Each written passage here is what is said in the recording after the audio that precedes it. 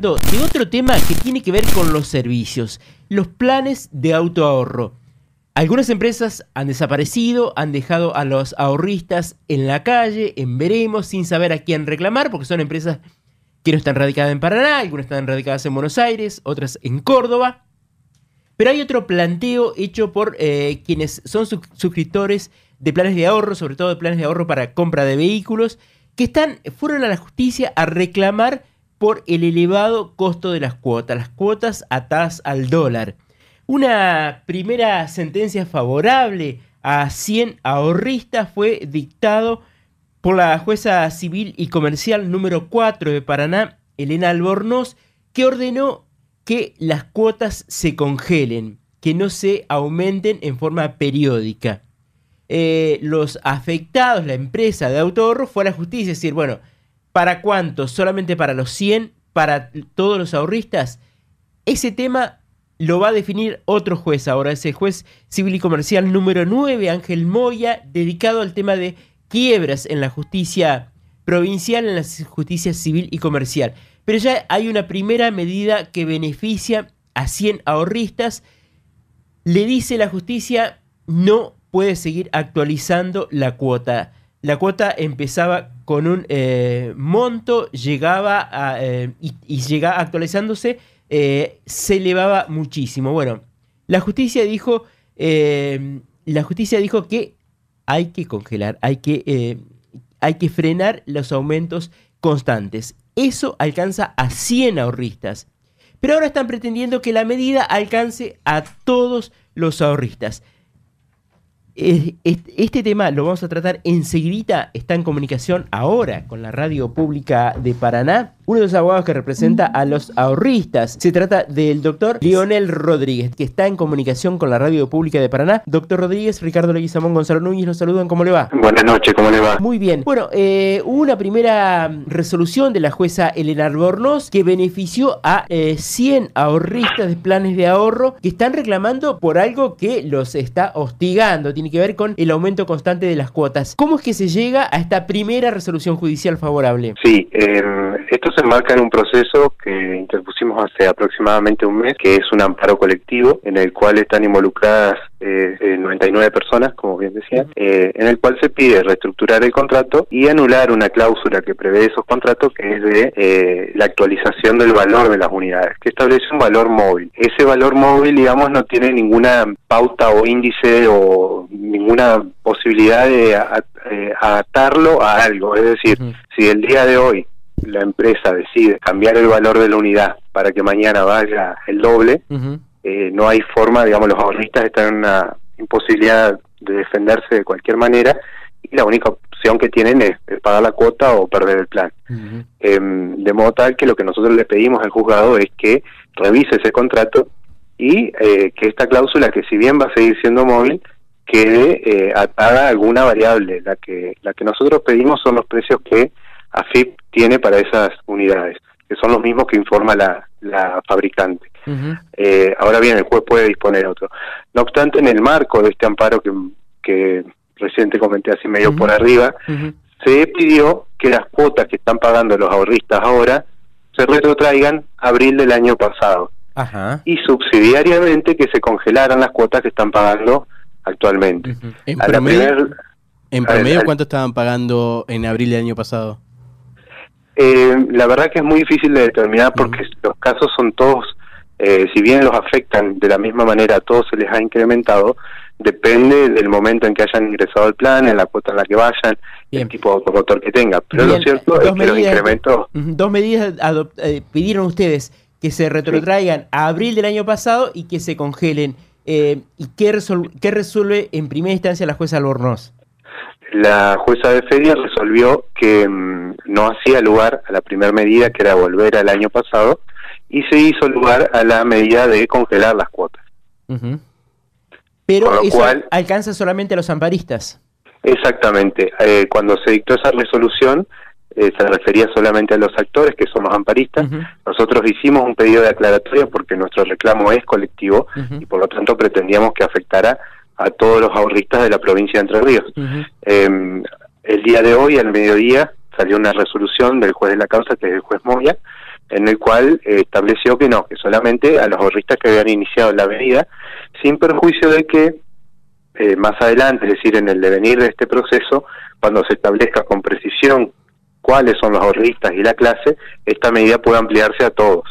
Y el planteo de fondo, esta es la medida cautelar, y el planteo de fondo del amparo, ¿cuál es?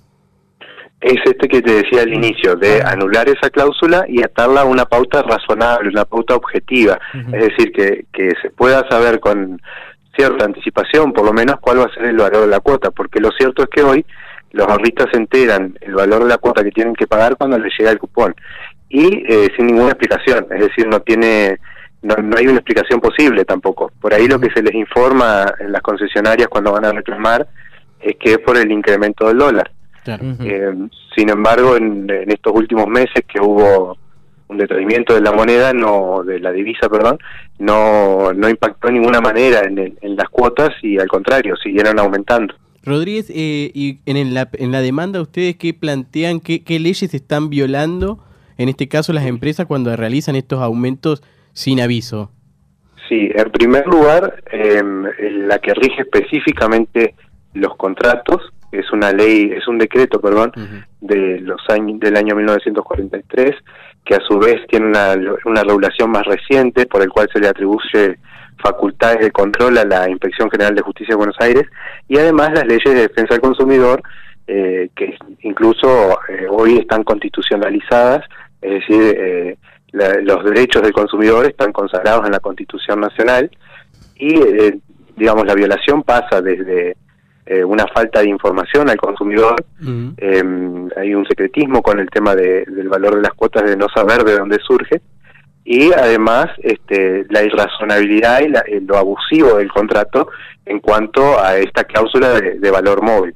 Y este valor, ¿cómo, y ustedes el planteo de decir cómo ajustar el valor para que no se vaya por las nubes? ¿Cuál es el criterio que ustedes piden que se siga? Claro, el contrato lo que dice es el valor real de la unidad, que sería el valor del mercado. Pero lo cierto es que si usted hoy va a preguntar a una concesionaria cuánto le venden el automotor, no coincide con el valor que ellos tienen en las cuotas, es siempre inferior, de tal manera que no se cumple el contrato y además no se está teniendo ningún valor de referencia del mercado. Por eso lo que nosotros tomamos como valor es el que la fabricante informa FIP, porque no puede ser que coexistan, digamos, dos valores, uno del mercado y otro el valor que le informan a FIP a fines impositivos. Y la información proviene del mismo lugar, que es de la fabricante. ¿Y aquellas personas que ya han pagado estas cuotas tan altas, qué va a pasar si se llega con una resolución? ¿Ese dinero lo recuperan o no? No, la idea no es, no se va a poder recuperar el dinero que ya abonaron, porque en verdad no estamos hablando de un contrato de compraventa de un automotor, sino de un ahorro. Es decir, el dinero que ellos tienen en su cuenta sigue estando ahí. Lo que se trata de rever, es el valor de la unidad. Entonces, la idea es que se reestructure ese contrato y el valor que se defina cuando se fija esa pauta objetiva, se distribuyan las cuotas que les quedan por pagar. Y además que en lo sucesivo existe esta posibilidad de controlar y de saber de dónde sale el valor de la cuota. ¿En qué plazos hay más o menos para que esta discusión tenga una resolución de fondo? ¿Más estimaciones tienen? Mira, es muy difícil de responder eso porque en verdad Entre Ríos, en lo que es el tema de amparos, tiene los amparos más rápido del país, digamos, pero siempre cuando hablamos de amparos individuales, por ejemplo, un amparo que presenta un afectado de una obra social contra la obra social, contra el IOSPER, por ejemplo. Esos amparos se resuelven rapidísimo y en cosa de 1 o 2 semanas tener resuelta la cuestión. El tema es que acá hablamos de un proceso colectivo que tiene una regulación muy escasa por parte de una normativa del Superior Tribunal, pero que no abarca todas las aristas y esto lleva a que el juzgado sea quien deba definir cuál es el camino a seguir a partir de estas directivas que tienen de esta acordada, digamos. Y además es el único juzgado especializado en quiebras y en este momento económico está bastante atosigado de causa, ¿no? Sí, la verdad es que tramitan en el proceso, en el juzgado de de quiebras en procesos también universales que involucran a muchos acreedores, muchos deudores, pero lo cierto es que no creo que la carga sea superior a la de otros juzgados, digamos. Todos los juzgados tienen su régimen y su forma de trabajar y más o menos adecuan sus plazos, pero la verdad es que hasta ahora viene marchando bien el proceso. Esperemos que siga así, ¿no es cierto? Pero es una buena noticia para los ahorristas. El gobierno no responde en forma íntegra al planteo que pedían ustedes, le da una respuesta en lo inmediato a quienes presentaron el amparo, ¿no? Les abre un camino al resto. Totalmente, absolutamente. La verdad es que cuando les comunicamos la noticia, en su mayoría estaban muy contentos porque significa un alivio para su economía particular y familiar. Pensemos que estos planes, los quienes adquieren estos planes, lo hacen como única posibilidad de adquirir un automotor. Entonces, el que lo puede comprar al contado no ingresa en esto, el que puede financiarlo con un crédito de la casa tampoco. Entonces, son las personas a las que no le dan el crédito las que terminan ingresando a este plan, es decir, son personas que tienen unos ingresos muy, no te diría bajos, pero que no le posibilitan acceder de otra manera. Entonces, esto realmente es un alivio. Si bien ahora falta hacer la notificación en Buenos Aires a las compañías para que esto comience a funcionar y se tome efectivo, lo cierto es que por lo menos van a poder, durante la tramitación del amparo, hacerlo con tranquilidad. Rodríguez, en las manifestaciones que hubo en Paraná contra estas elevadas cuotas, algunos ahorristas planteaban esto, que tenían un sueldo, por ejemplo, de 15.000 pesos y le llegaban cuotas de 12.000 y que era imposible vivir así. ¿Esta situación está en la demanda, explicada? Sí, es una de las cuestiones más importantes que tiene que ver con la ecuación del contrato. Por ahí esto son cuestiones de derecho del consumidor, se habla de una ecuación económica al momento de firmar el contrato. ¿Y qué significa? Que tanto la contratista, es decir, la empresa, y tanto el ahorrista tuvieron presente una situación económica en un momento que les permitía hacer el ahorro. Y la empresa también, porque la empresa, en función del recibo de sueldo, de la constancia AFIP que le pide al ahorrista para ver si lo mete o no en el plan, dice, bueno, esta persona puede, con su sueldo, en ese momento, cubrir con su 20% la cuota. Y lo cierto es que hoy pasó de ser una afectación de recibo de sueldo de un 20 o un 25% al doble o incluso en algunos casos al 60 o 70%. Y sí, eso es enmarcado en un contexto como el que tenemos actualmente, en el cual hay gente que no tiene trabajo o que ha disminuido su capacidad de trabajo.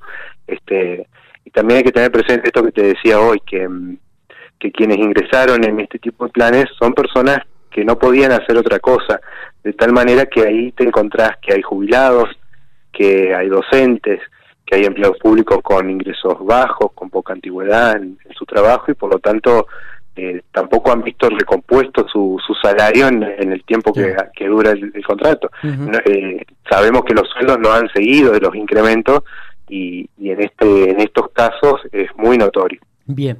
Doctor Leonel Rodríguez, seguramente vamos a seguir atentos a cómo marcha esta causa y si finalmente el juez Moya falla a favor, en forma íntegra, al planteo que hacen los ahorristas.